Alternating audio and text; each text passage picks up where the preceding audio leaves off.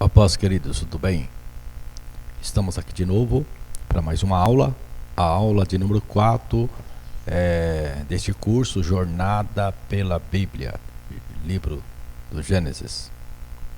Queridos, eu estava pensando aqui e resolvi tirar a câmera devido a estar atrapalhando a lousa. E para que não esteja esse problema com a lousa, eu resolvi tirar a câmera de vídeo, tá ok? O mais importante é que o curso ele vai continuar e a gente tem que fazer com a melhor qualidade que a gente puder, tá ok? Vamos lá então nesta aula de número 4. Vamos lá. Nós terminamos a aula passada falando acerca das altas idades e o motivo. E o motivo foi para preservar, um dos motivos para preservar a tradição oral. Vamos lá então. A maldade do ser humano. Nós vamos fazer agora o capítulo de número 6. Anjos caídos tiveram relações sexuais com mulheres? Uma interrogação. Será que os anjos caídos daqui do capítulo 6 tiveram relações sexuais? Vamos lá.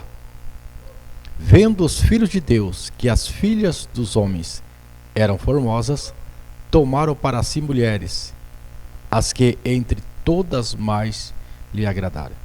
Quem são esses filhos de Deus e quem são essas filhas dos homens? O grande problema, a grande questão está aqui. Conforme você pode interpretar filhos de Deus, aqui você pode acertar ou errar. E vamos seguir adiante para a gente ver as três classes de interpretações, que quem são esses filhos de Deus, essas filhas também dos homens. Tem a primeira classe de interpretação como sendo setitas. Quem são os setitas? Os descendentes de Sete. Então a interpretação daqueles que são dos descendentes de Sete, aquela linhagem que nós estudamos na aula passada, a linhagem boa que veio de Sete e a linhagem maligna de Caim. Então acredita-se que esta linhagem de Sete se juntou com a linhagem de Caim. E aí constituiu este grande problema aqui. Então essa interpretação fala da genealogia de Caim se misturando com a genealogia de Sete. É a interpretação cristã tradicional. E essa interpretação é a interpretação que eu fico também, né? Que eu acho que é mais próxima. Vamos ver a outra interpretação. Essa interpretação como sendo anjos. Por que anjos? Porque interpreta com Jó capítulo 1, versículo 6, que diz: E vindo um dia em que os filhos de Deus vieram apresentar-se perante o Senhor, veio também Satanás entre eles. Então, filhos de Deus aqui, a gente observa que são anjos. Só que o grande problema é a gente interpretar literalmente em toda a Escritura. Quando você vê algo na Escritura, você pega por base aquele algo e interpreta toda a Escritura. Este é um grande erro e um grande problema. E a grande dificuldade o exegeta. A grande dificuldade está aí. A gente não pode fazer isso. A gente tem que ver o contexto para saber o que o contexto está dizendo. Então, os filhos de Deus aqui, a gente vê no contexto que são os anjos. Mas Jesus falou em Mateus 22:30, porque da ressurreição nem casam, nem são dados em casamento, mas serão como anjos do céu. Então o Senhor está falando que anjos não se casam nem procriam. Então não seria filhos de anjos lá. Ou seja, aqui também no capítulo 6, não seria filho de anjos.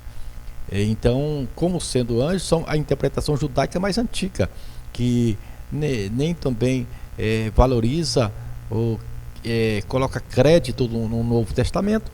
Então, para eles, o que Jesus falou para os judeus mais antigos não vale nada. Então, eu estou baseando em cima do que Jesus falou, que para mim é o que vale tudo, né? E a terceira interpretação é como sucessores reais tirânicos de Lameque. É uma interpretação boa também, né? Que fala que foram ali os sucessores tirânicos de Lameque, que nós estudamos, que Lameque, que os seus filhos que vieram no progresso, que nós estudamos aquele progresso fatal lá, progresso complicado deles, que eles criaram a metalúrgica, que eles também organizaram a zona rural, zona urbana. Então pode ser esses sucessores reais tirânicos de Lameque também. Essa interpretação é a interpretação rabínica do século II, aqui depois de Cristo. Filhos de Deus pode ter o significado de homens poderosos, reis, ou seja, aqueles filhos de Deus misturaram com as filhas dos homens. Então as filhas de Deus são os homens, os filhos de Deus são os homens poderosos, por causa da sua riqueza e poder fundar as suas riquezas e poder fundaram os primeiros harém e poder, né? Suas riquezas e poder fundaram os primeiros haréns. Então, por esta causa, essa terceira classe de interpretação acredita que pode ser isso. Mas eu fico mais na linhagem de Sete, desde que essa também não é muito afastada também não, é próxima também dos pensamentos nossos, né? Vamos lá. Então disse o Senhor: o meu espírito não agirá para sempre no homem, pois este é carnal, e os seus dias serão 120 anos.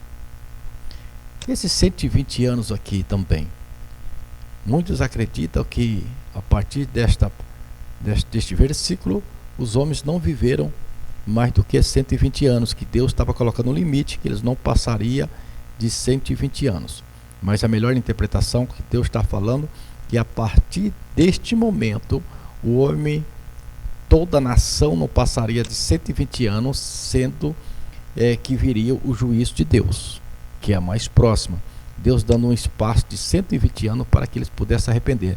É como que Deus falasse: olha, daqui a 120 anos eu retornarei e destruirei. Então seus dias não vai passar disso. Aqueles que nasceram hoje não vai passar de 120 anos. Não que o homem não viveria mais de 120 anos, porque nós vamos ver lá na frente que teve homens que viveram mais de 120 anos. Então não, essa interpretação não é a mais segura. Vamos lá. Havia naqueles dias gigantes na terra. E também depois, quando os filhos de Deus entraram às filhas dos homens, e delas geraram filhos, estes eram os valentes que houve na antiguidade, os varões de fama. Quem são esses gigantes? Será que são gigantes literais, como Golias, mas que havia naqueles dias na terra? Gigantes, como no tempo ali de Davi? Golias, será? Vamos ver essa interpretação. Aqui eu cheguei mais próxima também. Gigantes aqui pode, primeiro, se referir a poder, pessoas poderosas, pessoas gigantes, pessoas grandes. Igual nós falamos hoje, aquela pessoa é grande, aquela pessoa é poderosa. Então o grande que a gente fala na questão do poder, do poderio que a pessoa exerce. E também gigante original é Nefilins, significa caídos. Então pode ser que havia naqueles dias homens caídos na terra, e depois, quando os filhos de Deus entraram às filhas dos homens e delas geraram filhos, estes eram os valentes que houve na antiguidade. Então pode ser que foram os caídos, os nefilins, que homens caídos, mas eu acredito que seja na questão de poder mesmo. Os gigantes na terra também foram homens poderosos. Como aqui está falando de gigantes também, entraram as filhas dos homens, deram gerar filhos, estes eram os valentes. Então a gente vê que poder também se casa muito aqui com valentia. Pode ser isso também. Tá bom? Vamos seguir em frente. Então o Senhor arrependeu-se de ter feito o homem sobre a terra, e isso cortou-lhe o coração. Deus se arrepende? Deus se arrepende? Vamos ver. Primeira resposta: antropopatia. Isto mesmo.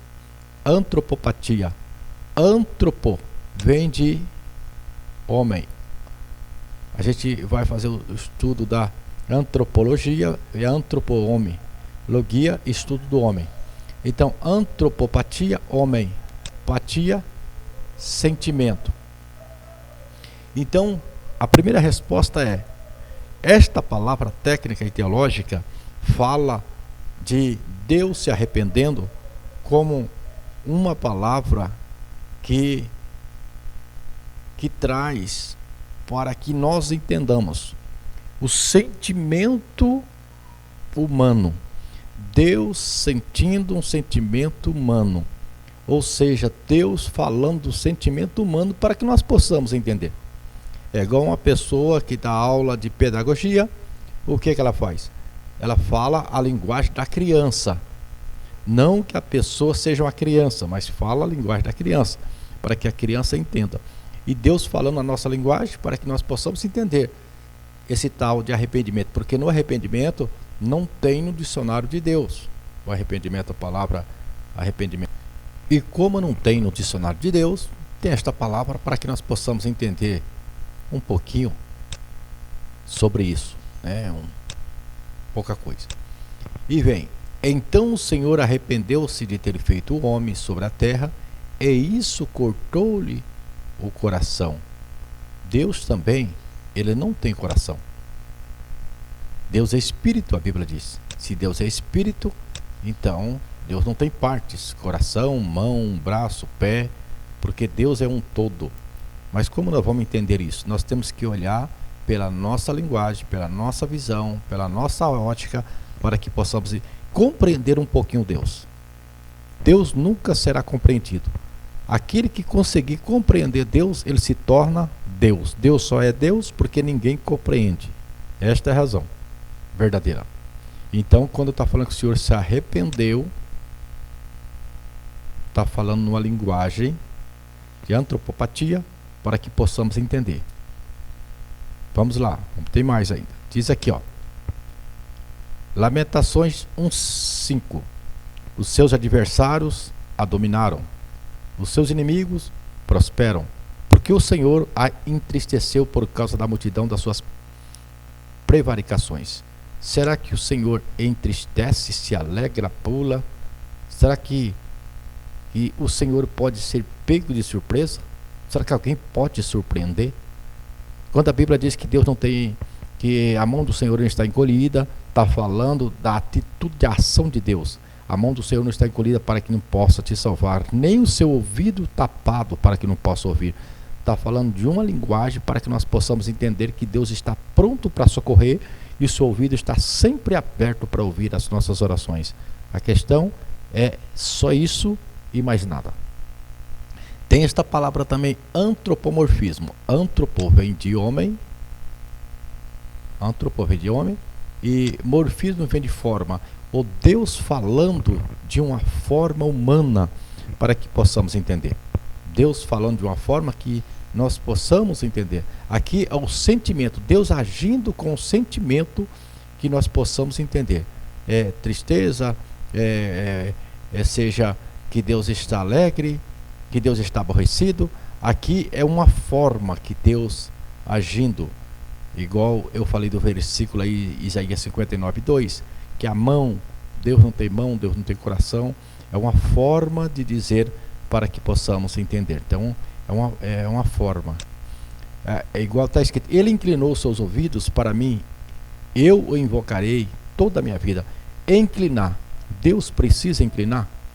Se ele, a Bíblia diz que nem os céus, nem o céu dos céus pode conter o Senhor, nem os céus, nem o céu dos céus. Então Deus não precisa inclinar, Deus não precisa olhar para trás, para baixo, para cima.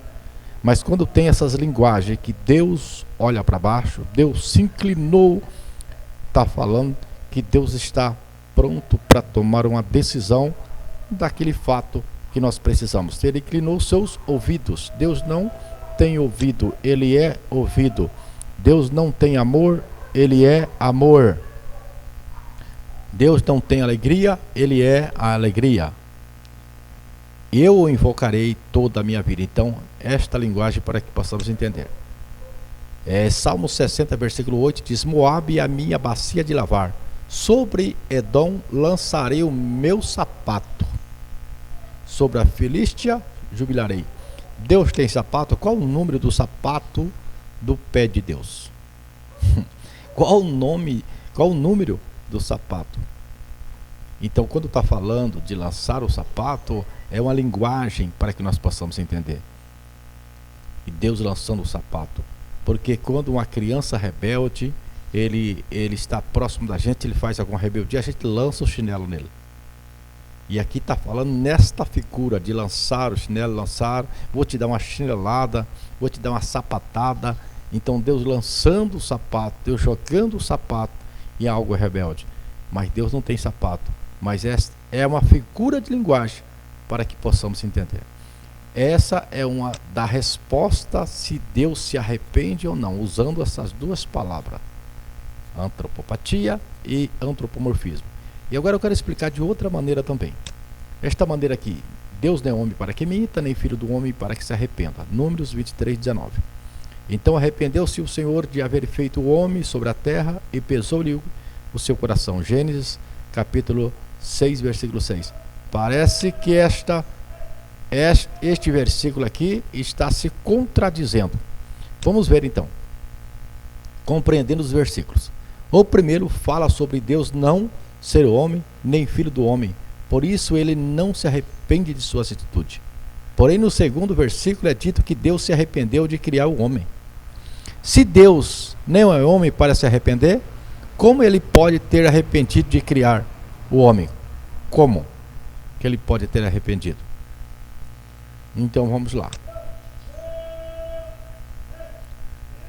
Vamos lá. Então,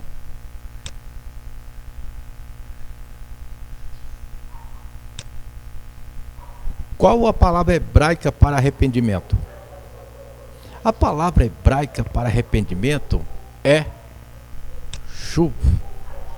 Shuv, essa palavra, que significa retornar para o ponto de origem ou voltar-se para Deus.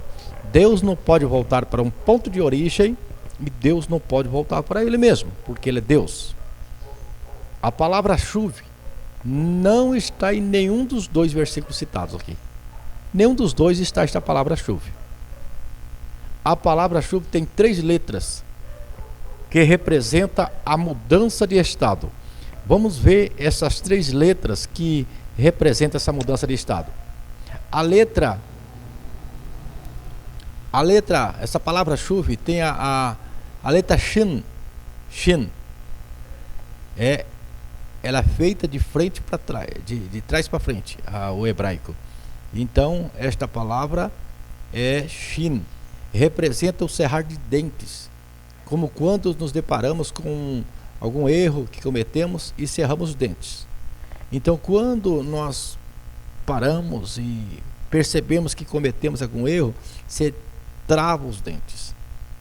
Sabe quando você cerra os dentes para puxar errei?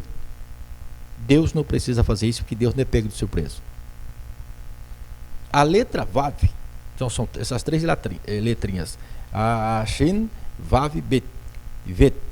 Então a letra Vav representa a conexão entre o homem e Deus. Então essa conexão não serve para Deus.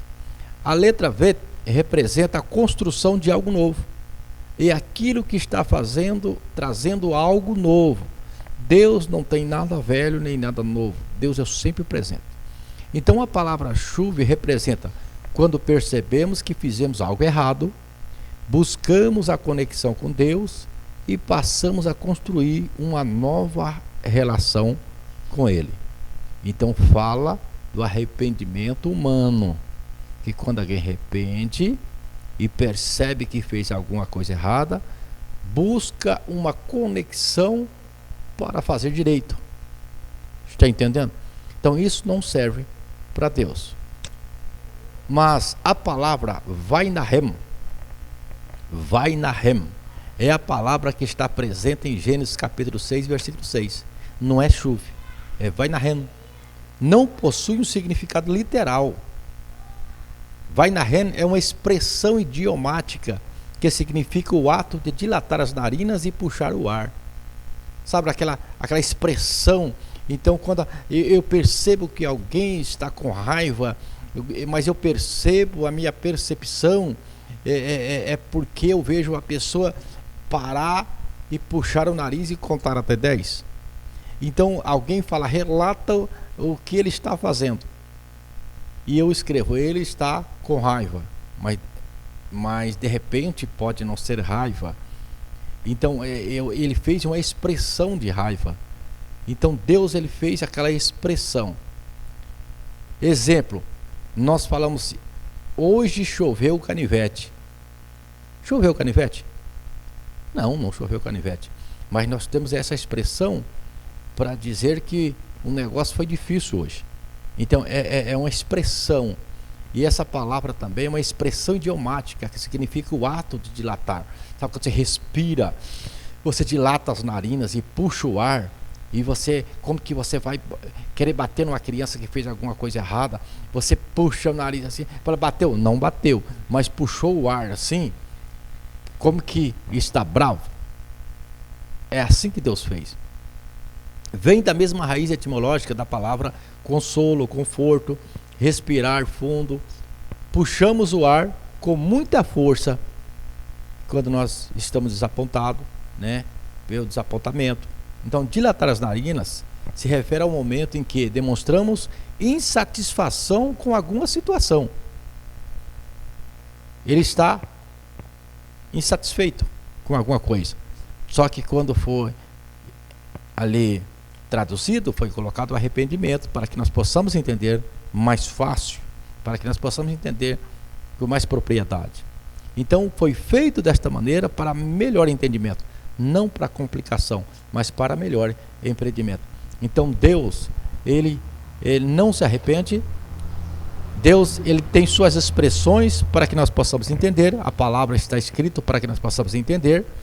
E também outra. Então vemos quando Deus não está satisfeito, ou alguém não está satisfeito, ele tem uma expressão que não está satisfeito, mas ele não falou que está ou não satisfeito. Então esta palavra Vainahem é a palavra que está aqui no capítulo 6, versículo 6. Não é chuva, é a palavra Vainahem, é uma expressão idiomática que está aqui neste versículo. Vamos lá. Porém Noé achou graça diante do Senhor. Agora vamos ver um mundo cheio de pecado. Nós vemos lá a descendência de Caim, de Abel. E nós estamos observando aqui que Deus vai destruir toda a humanidade perversa somente para preservar o justo. Quando nós olhamos para um lado, parece que Deus é um Deus carrasco que vai matar uma humanidade. Deus vai matar muita gente. E a gente olha, mas por que Deus vai matar tanta gente? Sabe por quê? Para preservar 8 justos. Porque Jesus falou assim, se ele não abreviasse aqueles dias, nem a carne se salvaria. Então se Deus não fizesse isso, até o próprio Ló poderia se corromper. Mas Deus, vendo que tinha 8 pessoas que ainda estava sendo justo, Deus, para preservar esse justo, Deus tem que destruir. É como que Deus tirasse o câncer. Então, o câncer no dedo, é necessário arrancar o dedo para não afetar os outros membros do corpo. Então não é porque que a pessoa queira arrancar o dedo, mas é necessário para que não afete o outro. Se você depara com o estuprador que estuprou uma criança, qual é o seu sentimento? Qual é o seu sentimento? Então Deus não é ruim. Ele tira o câncer, ele tira o pecado para preservar o puro e o santo. Então nós temos que olhar para a Bíblia nessa expectativa e nessa visão e nesse globo, para entendermos a graça de Deus. Por um lado, a graça de Deus, e por outro lado, a justiça de Deus. Deus é justo, Deus é santo, Deus é soberano. Então você só vai entender Deus se você olhar por esses ângulos. Então vamos lá. Os descendentes de Sete e os descendentes de Caim. Nós vamos observar agora que vai afundar pelas águas todos esses descendentes de Caim. Todos esses descendentes de Caim agora vai morrer. Porque a Bíblia diz que vai entrar aqui Sem, Cã e Jafé e Noé, que vai entrar na arca, e também a nora de Noé e a esposa de Noé, que vai entrar aqui na arca. Então observamos que Noé, ele vem da descendência de Sete. Noé veio da descendência de Sete, não veio da descendência de Caim. Então essa descendência de Caim agora também vai ser julgada. Viu que nós estudamos sobre a prosperidade? Viu que nós estudamos, parece que Deus não é justo, parece que Deus, além de um homem matar o outro, Deus ainda coloca um selo de proteção. Mas tudo em Deus não passa despercebido. Tudo. Vamos lá. Deus promete o dilúvio. Então disse Deus a Noé: resolvi dar cabo de toda a carne, porque a terra está cheia de violência, da violência dos homens. Eis que os farei perecer juntamente com a terra. Deus fala que vai acabar com tudo por causa, motivo, violência. Que violência é essa? Em todo sentido. Quando fala violência dos homens, fala em todo sentido: estupro, homossexualismo, matança, roubo. Então, quando fala da violência dos homens, está falando de toda esta força do mal que está sobre os homens. Então Deus resolve começar do zero. E Deus, quando ele vai começar do zero, ele quer pegar também o que? Ele quer pegar um DNA bom. Você, quando quer fazer um cruzamento de algum animal, você quer pegar os dois animais que tenham um DNA bom. Deus, ele vai escolher Noé porque Noé tem um DNA bom, a sua esposa, os seus filhos são justos, para que aqueles outros que nascessem dele teria também um DNA bom. Nós deveria ter um DNA bom, porque nós saímos de um DNA também daqui de Noé.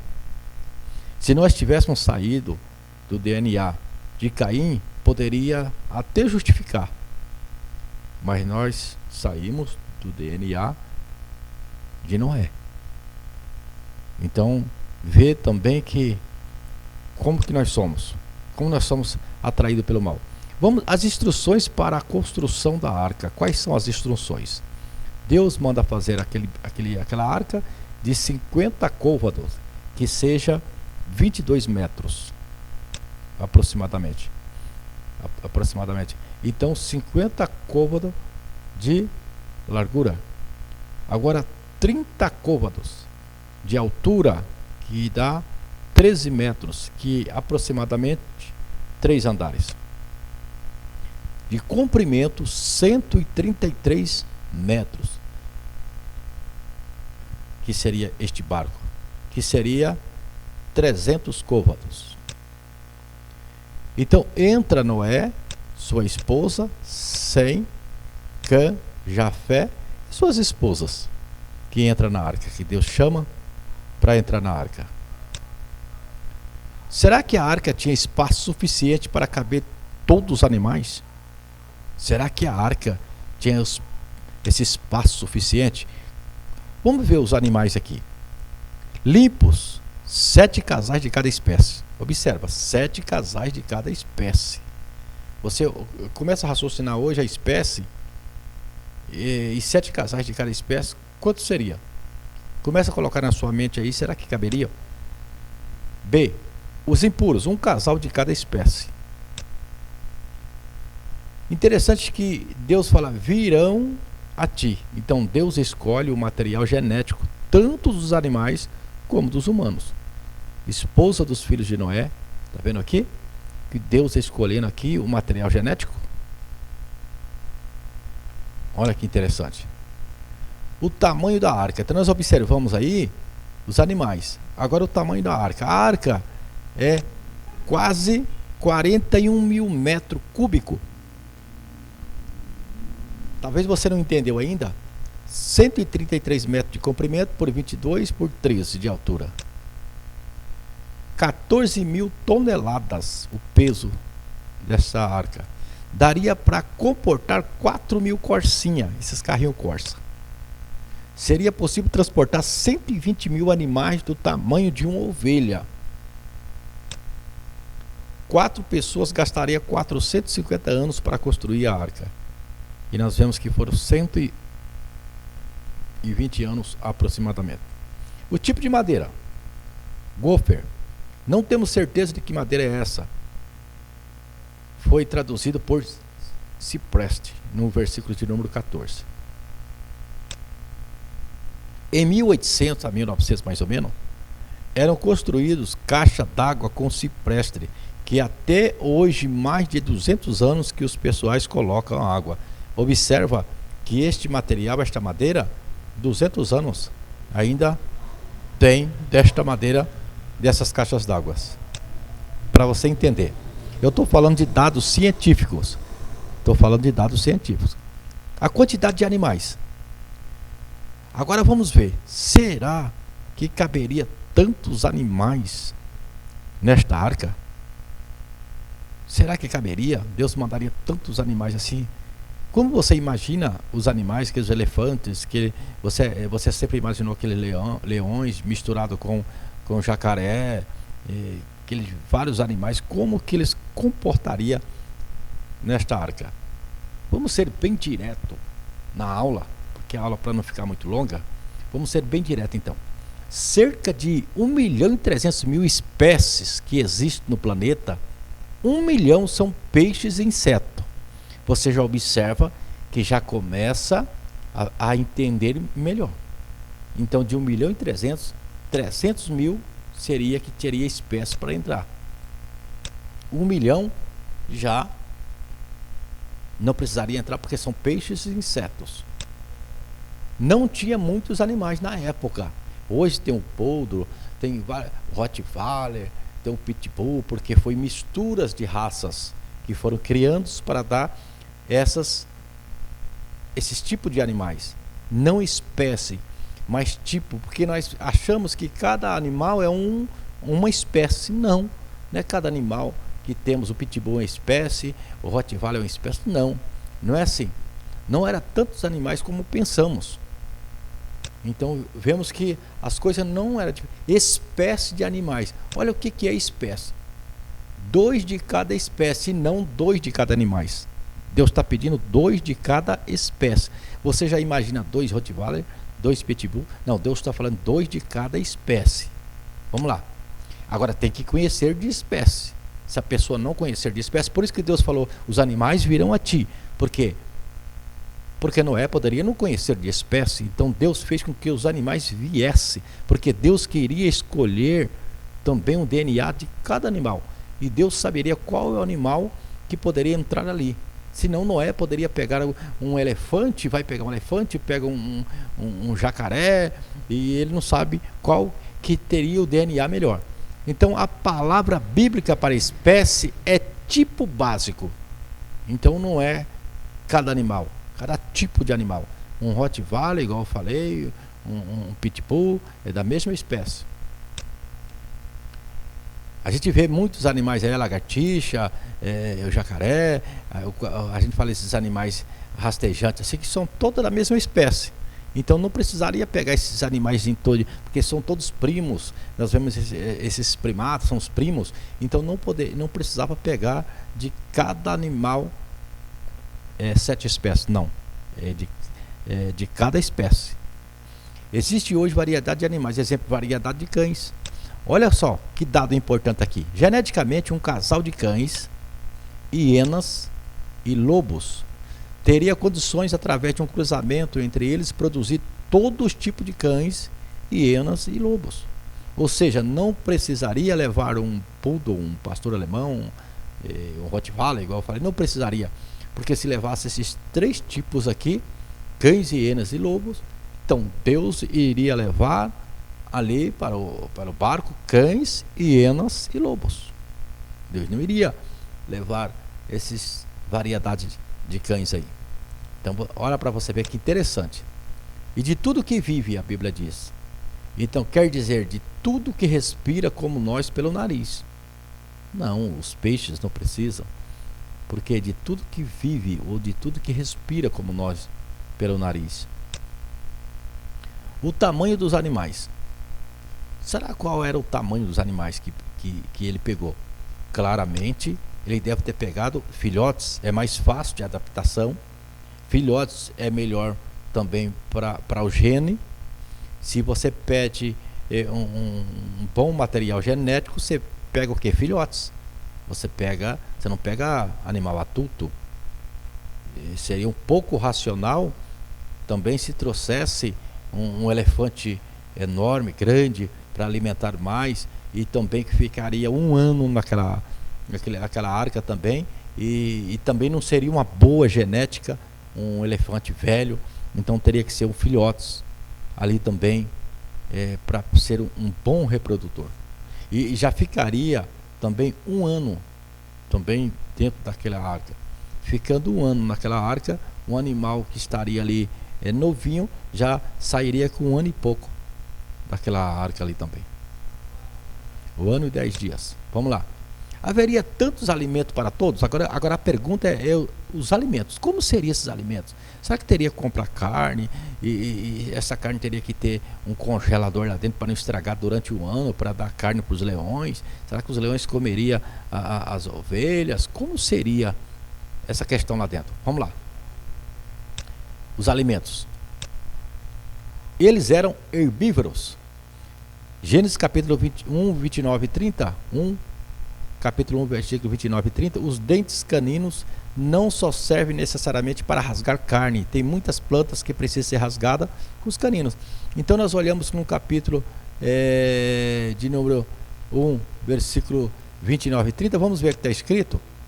Disse Deus: eis que vos tenho dado toda a erva que dá semente e que está sobre a face de toda a terra, e toda árvore em que há fruto de árvore que dá semente, servosão para mantimento, e a todo animal da terra, e a todas as aves do céu, e a todo réptil da terra, em que há alma vivente, toda a erva verde lhe será para mantimento. E assim foi. Então todos comiam só ervas, só frutos, o homem também. Até o dilúvio, até depois, tudo antes do dilúvio, ninguém era carnívoro. Então você poderia colocar um leão perto de uma ovelha, um lobo perto de uma ovelha, não tinha problema nenhum, porque ele teria que levar só semente, ele teria que levar só erva. Então erva e semente num lugar escuro, num lugar também que estava chovendo muito, 40 dias chovendo, então não estragaria, seria mais fácil também para preservação também. Vamos lá. Estudo na África mostra que quando esses animais passam por grande escassez, eles pastam para a estabilização do sistema.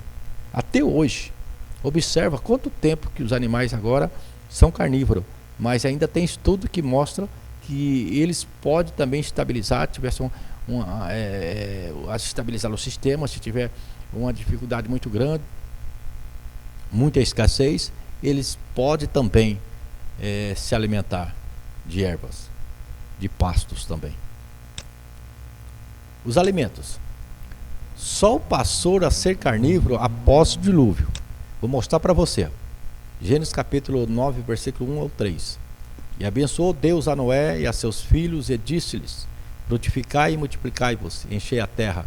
Esse será o vosso temor e o vosso pavor sobre todo animal da terra e sobre toda a ave dos céus. Tudo que se move sobre a terra e todos os peixes do mar, na vossa mão são entregues. Deus já está falando aqui que vai ser entregue, agora eles vão comer carne. Tudo quanto se move, que é vivente, será vosso mantimento. Deus lá no capítulo 1 falou que a árvore, né, a erva e os frutos. Agora aqui não, aqui tudo, até a semente, até também os animais, até os peixes, tudo vos tenho dado como erva, como a erva verde. Não só a erva, mas também agora vai servir de mantimento. Também nós observamos também que quando ele desce, não tem plantação mais, porque estava destruído todas as plantações. Então ele teria que se alimentar. Ele vai alimentar do quê? Daqueles animais que ele levaram, os animais puros, para fazer também um sacrifício para Deus. Agora tem uns animais também que ele podia se alimentar. Por quê? Porque não tinha erva no campo ainda. Então não tinha erva. Então teria que alimentar daqueles animais. Tanto que os animais começou a ter medo do homem. O animal não tinha medo do homem. Não tem medo. Todos os animais que você vê pastando na África, que você assiste algum filme aí, os animais que estão próximos ali são todos animais herbívoros. Mas os animais carnívoros, quando chega próximo para beber água, todos os outros correm por causa disso aí. Se todos fossem herbívoros, se o leão fosse herbívoro também, não teria problema nenhum. O leão, com qualquer outro animal. Vamos lá. Aí eles começaram a comer carne. A divisão interna da arca. Como que era a divisão? A arca tinha 3 repartições. Vamos lá. Faça ali um teto com um vão de 45 centímetros entre o teto e o corpo da arca. Coloque uma porta lateral na arca e faça um andar superior, um médio e um inferior. Então Deus está mandando fazer 3 andares. Vamos ver esses 3 andares. Então as águas ficaram 15 côvados acima do mais alto montes. Capítulo 7, versículos 19 e 20. Agora vamos ver. As águas dominavam cada vez mais a terra e foram cobertas todas as altas montanhas debaixo do céu. As águas subiram até quase 7 metros acima das montanhas, ou 15 côvados. Então observa aqui. Eu fiz um gráfico aqui para você entender. Olha, tinha 13 metros. Observa que tinha 13 metros de altura. Mas a Bíblia diz que ficaram contra aqui 7 metros. As águas mais altas, que ela estava no pico lá, ficaram 7 metros. Então você observa que tinha 15 metros. Então a água veio até aqui. A água veio quase no segundo. Era 3 repartições. 3 repartições. A água, então, a primeira repartição era a repartição onde ficavam os animais, depois a repartição onde ficavam os alimentos e a repartição onde ficava Noé e a sua família. Então, observa só, que coisa linda que Deus é tremendo. Observa que quando ficou aqui a água até mais ou menos por aqui, o que aconteceu? Vamos ver, o que aconteceu? As 2 divisões inferiores ficaram embaixo d'água, como eu mostrei. As 2 divisões inferiores. Ficou frio e ficou muito escuro. Depois que as águas ficaram aqui, ficaram frio e escuro. Com frio e escuro, o que aconteceu? Os animais passaram por um estágio de hibernação e as aves passaram por um estágio de torpor, entorpecimento. Ou seja, eles hibernaram, eles dormiram. Dormindo, comia pouco, defecava pouco, daria pouco trabalho. Agora, olha, observa aqui, ó. Os animais pode hibernar por 18 meses. Eles ficaram na arca apenas 13 meses. Que coisa tremenda. 13 meses que eles ficaram na arca. Eles poderiam ficar até 18. Então, eles hibernando ali, não teve dificuldade ali, problema para... A gente já imagina, a gente assiste filme que Noé tirando os cocô, lavando. Será que 8 pessoas conseguiriam fazer tudo isso nessa arca, fazendo a limpeza, o mau cheiro lá dentro? Como que seria? Deus já resolveu tudo de antemão. Observa como que Deus é tremendo. Então eles comeriam pouco por causa da hibernação, poucos resíduos biológicos, defecava pouco também, processo lento de desenvolvimento, porque aí desenvolveria pouco, então desenvolveria pouco. E o que aconteceria depois? O batimento cardíaco de um urso em média é 30 a 50 batidas por minuto. Um urso a hibernar é de 3 a 5. Observe só como cai 90%. Observe só como que Deus ele trabalha, como que Deus sabe de todas as coisas, como que Deus é científico, é médico, médico dos médicos. Nós com a nossa mentalidade muito pequena, nós não entendemos os mistérios de Deus. E nós vamos estudando e desvendando esses mistérios. Na próxima aula nós temos muito mais coisa para a gente desvendar, sabe? Tem coisas tremendas que Deus tem revelado para a gente aprender, a gente entender um pouco. A Bíblia diz: conheçamos e prossigamos em conhecer o Senhor. Então eu espero você na próxima aula, tá? Na aula de número 5 nós estaremos lá. E fique na paz em nome de Jesus.